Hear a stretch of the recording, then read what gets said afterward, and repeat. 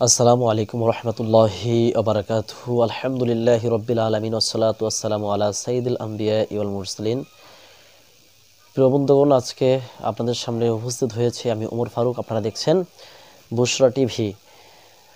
আমি আপনাদের সামনে বিভিন্ন সময় বিভিন্ন মাসআলা মাসাইল নিয়ে বা কিছু তদবির নিয়ে আলোচনা করে থাকি।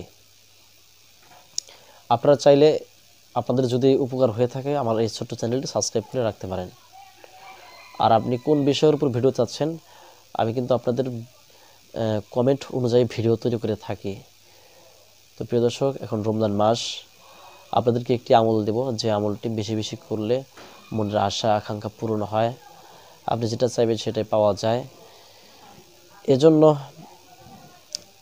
এই আমলটা সবাই মনোযোগ দিয়ে শুনবেন। এই আমলটি হচ্ছে আস্তাগফিরুল্লাহ, অর্থাৎ আস্তাগফিরুল্লাহ, বেশি বেশি ইস্তেগফার করা।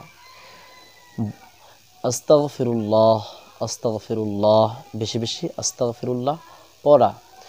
এই বেশি বেশি আস্তাগফিরুল্লাহ বললে কি হয়? যে ব্যক্তি বেশি বেশি আস্তাগফিরুল্লাহ পড়ে সে ব্যক্তি মুস্তাজাবুদ দাওয়া হয়ে যায়। আর মুস্তাজাবুদ দাওয়া যে ব্যক্তি হয়ে যায়, আল্লাহ তাআলা তার প্রত্যেক আশাকে, প্রত্যেক আকাঙ্ক্ষাকে কবুল করে থাকেন। এজন্য মুস্তাজাবুদ দাওয়া হতে চাইলে বেশি বেশি এই আস্তাগফিরুল্লাহ ইস্তেগফার বেশি বেশি পড়তে হবে।